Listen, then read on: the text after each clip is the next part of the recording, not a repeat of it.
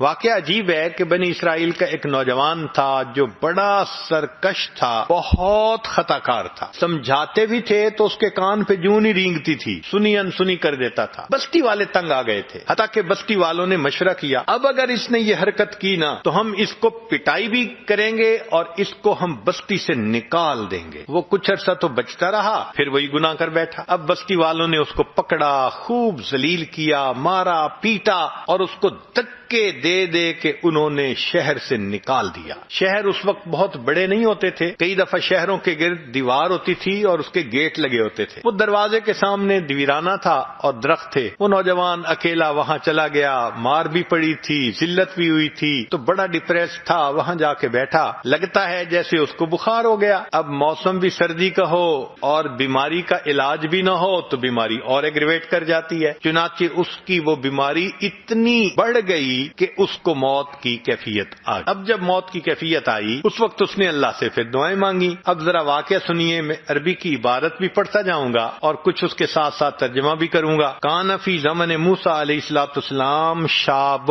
عاتن، موسیٰ علیہ السلام کے زمانے میں ایک نوجوان تھا جو بڑا سرکش تھا، مسرف علی نفسہ، اپنی جان پہ بڑا ظلم کرتا تھا۔ فاخرجوہ من بینہم لسوء فعلہ، بنی اسرائیل والوں نے اس کی بدکاریوں کی وجہ سے اس کو بستی سے نکال دیا تھا۔ فحضرته الوفاة فی خربۃ علی باب البلد، بستی کے دروازے پر ویرانے میں اس کو موت آ گئی۔ فاوحى اللہ تعالی، جب اس کو موت آ گئی تو اللہ تعالیٰ نے موسیٰ علیہ السلام کی طرف وحی نازل فرمائی، اے میرے پیارے موسیٰ علیہ السلام، ان ولی من اولیائی حضرہ الموت، میرے اولیاء میں سے ایک ولی کو موت آ گئی ہے۔ فاحذرہ، آپ جائیے، وغسلہ، اور اس کو غسل دیجیے، وصلی علیہ، اور اس کا جنازہ پڑھیے، وقل لمن کثر عصیانہ یحضر جنازتہ لاغفر لہم، اور اعلان کر دیجیے کہ جس بندے کے گناہ بہت زیادہ ہوں وہ آ کر اس کا جنازہ پڑھ لے، جنازہ پڑھنے پر میں پڑھنے والے کے بھی گناہ کو معاف کر دوں گا۔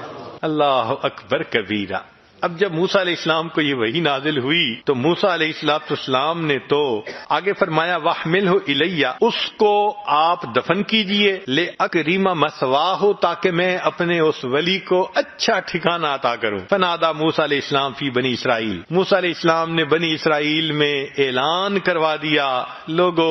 ایک ولی کی موت آئی ہے، جو چاہے میرے گناہ بخشے جائیں، جا کے جنازہ پڑھ لے، اس کے گناہ معاف کر دیے جائیں گے۔ فَكَثُرَ الناس، کثیر تعداد میں لوگ جنازہ پڑھنے کے لیے اکٹھے ہو گئے۔ فلما حضروہ عرفوا، جب انہوں نے اس بندے کو دیکھا تو اس کو پہچانا، کہنے لگے فقالوا یا نبی اللہ، اے اللہ کے نبی صلی اللہ علیہ وسلم، ھذا ھو الفاسق، یہ تو وہی بدکار ہے، الذی اخرجناہ، جس کو ہم نے بستی سے نکال دیا تھا دھکے مار مار کر۔ فتعجب موسیٰ من ذلک، موسیٰ علیہ السلام بھی بڑے حیران، ہے تو وہی، اور مجھے کہا گیا کہ ولیوں میں سے ولی کی موت آ گئی، جائیے جنازہ پڑھیے، یہ تو وہ بدکار ہے۔ جب موسیٰ علیہ السلام حیران ہو گئے، فأوحى اللہ الیہ، اللہ نے ان کی طرف وحی نازل فرمائی، صدقوا وهم شہدائی الا انہ لما حضرہ الوفاة فی ہذہ الخربۃ، یہ لوگ ٹھیک کہہ رہے ہیں، یہ وہی بدکار انسان ہے۔ معاملہ یہ ہے کہ جب اس بدکار انسان کی موت آنے لگی،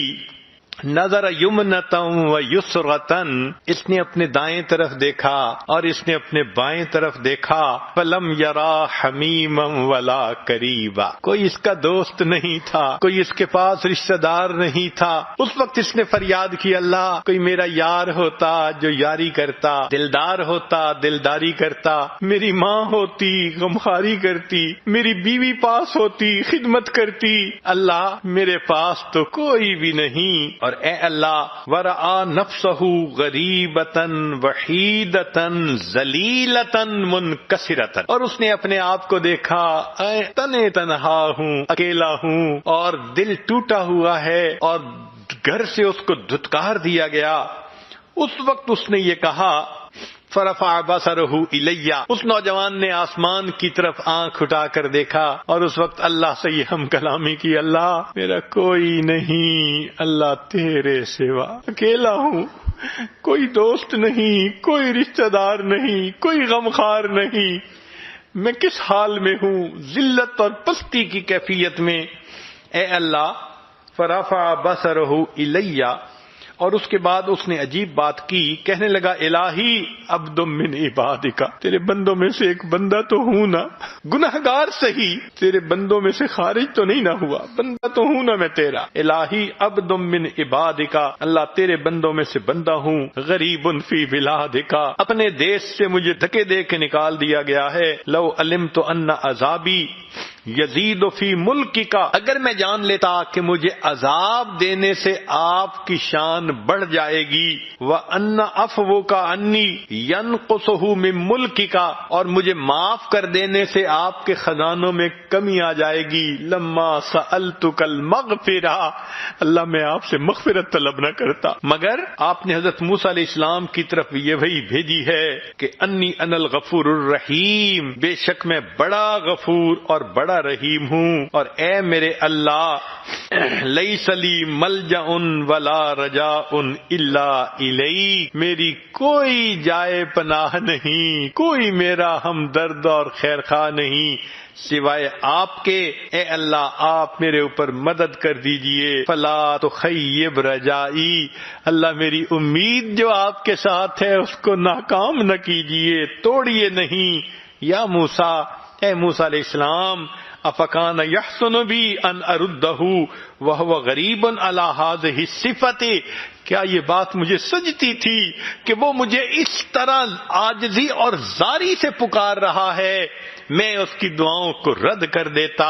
وقد توسل الی بی، اس نے میری صفات کا مجھے واسطہ دیا، میری رحمت کا واسطہ دیا، وتضرع الی، اور اس نے میرے سامنے کتنی آہو زاری کی، وعزتی، مجھے اپنی عزت و جلال کی قسم، لو سألنی فی المذنبین من اہل الارض جمیعا، اگر اس وقت وہ نوجوان جتنی عاجزی زاری کر رہا تھا، فریاد کر رہا تھا، وہ ساری زمین کے گناہگاروں کی معافی کے بارے میں بات کرتا، لوہبتہم لہ لذل غربتہ، میں اس کی دعا کو قبول کر کے ساری دنیا کے گناہگاروں کو معاف کر دیتا۔ اللہ آپ کتنے مہربان ہیں، ایک بندے کی فریاد آپ کو اتنی اچھی لگتی ہے، آپ فرماتے ہیں ساری جہان کے خطا کاروں کو میں معاف کر دیتا۔ اللہ تعالیٰ آگے فرماتے ہیں یا موسیٰ انا کہف الغریب، جس پردیسی کا کوئی وطن نہیں ہوتا اس کی جائے پناہ میں ہوتا ہوں، وحبیبہ، جس کا کوئی دوست نہیں ہوتا اس کا دوست میں ہوتا ہوں، وطبیبہ، جس کا پرسان حال کوئی نہیں ہوتا اس کا پرسان حال میں ہوتا ہوں، وراحمہ، اور جس پر ترس کھانے والا کوئی نہیں ہوتا اس پر ترس کھانے والا میں پروردگار ہوتا ہوں۔ جب پروردگار اتنے مہربان